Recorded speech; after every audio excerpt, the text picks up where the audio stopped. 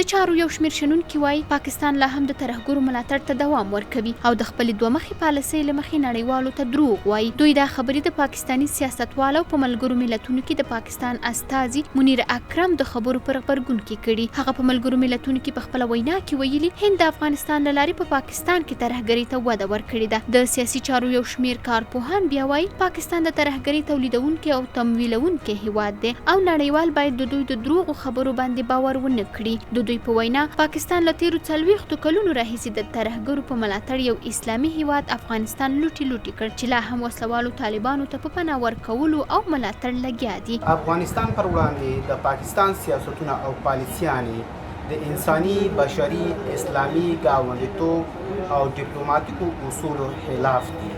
باید پاکستان د داسې فعالیتونو څخه خودداري وکړي ځکه د یو مترقي افغانستان نه بغیر د مترقي پاکستان تصور کول د لیونو خوب دی او د افغانستان سولې په هکله د پاکستان همکاري رښتینې او حقیقي نه ده. کارپوهان وایي پاکستان د افغان سولې بهیر کې هم د خنډ جوړولو لپاره د وسلوالو طالبانو څخه غواړي چې د افغانستان ستونزې ته نظامي حل لاره وګوري چې هیڅ امکان نه لري. کارپوهان د پاکستان سیاستونه او پالیسي د ټولو انساني اسلامي ګاونډیتوب او ډیپلوماټیکو اصولو خلاف عمل ګڼي. دنیا په دې باندې هغه راځي مثلا زموږ دولت د باندې بار خبرې کوي چې د پاکستان د طالبانو کورونه دغه فامیلونه ټول پاکستان کې ژوند کوي او هغوی د دې خبرونو ناچار د یادولو ده چې پاکستان ته نږدې هندوستان او سریلانکا هم له اسلام آباد څخه په دې شکایت کوي چې ترهګر روزي او د دوی خاوره کې د ترهګرو ملاتړ کوي. تر دې وړاندې ملګرو ملتونو او امریکا هم د پاکستان څخه غوښتي وو چې په خپله خاوره کې د ترهګرو روزنځایونه وتړي